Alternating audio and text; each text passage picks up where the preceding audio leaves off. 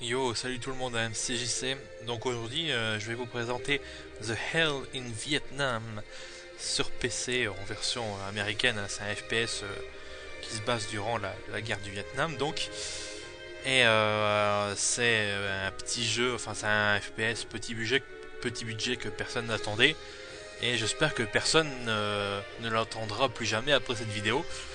Parce que bon c'est une grosse merde. Voilà, c'est tout. The Hell in Vietnam, c'est une grosse merde, une daube, une bouse, tout ce que vous voulez. Il est pas choupi pour un sou.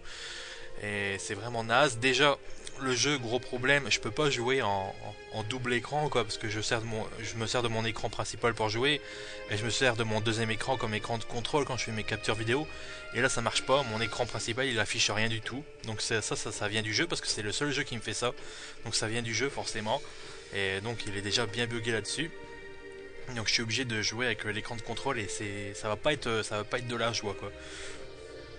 Donc j'ai fini le jeu ou un truc qui ressemble à un jeu. Hein. J'ai même pas si c'est vraiment un jeu cette merde là. Il y a que 8 missions et 2 niveaux de difficulté, facile ou difficile. Bon, je l'ai fini en facile et j'ai mis ça en environ entre 4 heures et 5 heures pour le finir. Donc en une après-midi vous l'avez terminé, et il n'y a que 8 missions. Et il y a une seule mission de bien, c'est celle-là, The Battle of Hue, quoi. La bataille de Hue, c'est la mission qu'on avait dans la démo. Et c'est la seule mission potable du jeu, quoi. Donc on va la refaire, hein. Pas de problème. Là on fait easy, quoi, parce que franchement en hard c'est même pas la peine, quoi. Déjà en easy c'est bien chaud, c'est n'importe quoi ce jeu, vous allez voir. Pour le scénario, bah, il n'y en a pas. Hein. Vous êtes les gentils américains contre les méchants Vietcong communistes. Et puis c'est tout, quoi. Y a rien de plus. Bon, j'ai foutu tout le jeu à fond. Sauf que je peux pas mettre les SFX, quoi. Les effets spéciaux. Ils restent en low. Quand je les mets en high, ça marche pas. Ils reviennent automatiquement en low.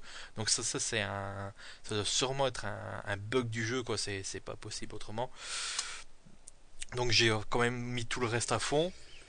Et là, vous voyez, bon, ben, c'est pas terrible, c'est même à chier quoi. Il a des années et des années de retard, il a au moins 5 ans de retard, même beaucoup plus, sur tous les FPS actuels. Ça a été fait avec le Chrome Engine, donc Chrome Engine il est tout vieux quoi, il est tout vieux, tout ridé quoi. Putain, mais on pourrait même pas faire un FPS sur Wii avec un truc pareil quoi. Avec le Chrome Engine ça marcherait même pas quoi.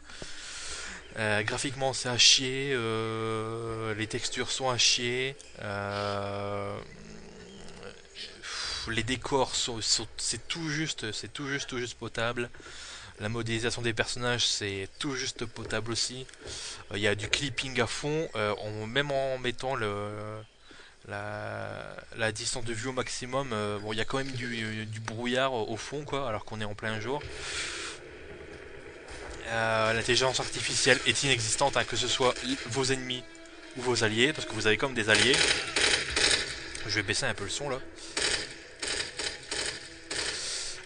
Bon, on a le choix entre plusieurs armes. Pour l'instant, j'ai que j'ai que le M16, mais on peut prendre les armes sur les ennemis. Alors là, vous voyez, il y avait un bug de pathfinding. Je sais pas si vous l'avez bien vu, enfin vous le reverrez. Essayez de remettre en arrière en regardant la vidéo une nouvelle fois. Vous verrez que le mec était coincé dans le mur, il pouvait plus, il avançait dans le mur quoi. Ça c'est un problème de pathfinding, c'est n'importe quoi. Euh, Vos ennemis savent très bien tirer, ce qui est très bizarre. On peut se pencher aussi.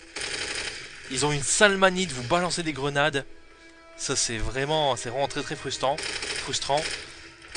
Ils savent bien tirer, c'est tout ce qu'ils savent faire quoi. Euh, ils ont pas tendance à se mettre à couvert. Généralement quand ils sont à couvert c'est parce que c'est scripté d'avance. Alors il y a des indicateurs de grenades là comme dans Call of Duty. Ouais, les développeurs ont bouffé à tous les râteliers. C'est normal. Vous voyez combien de fois je me suis pris de grenades là, depuis le début là, ils arrêtent pas.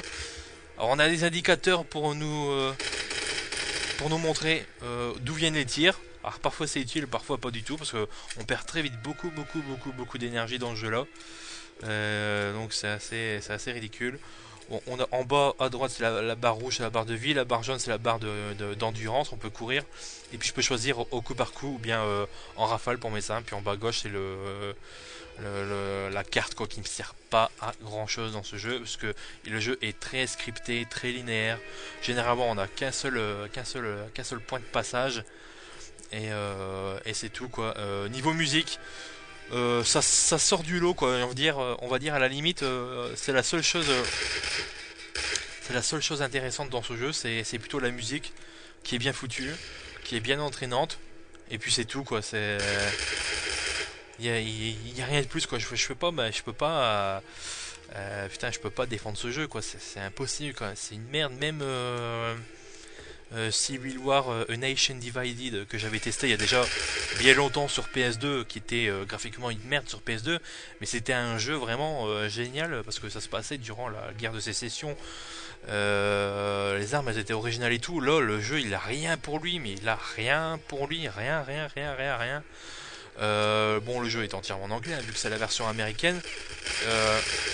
Le doublage en anglais il est tout juste correct aussi quoi. C'est tout juste correct.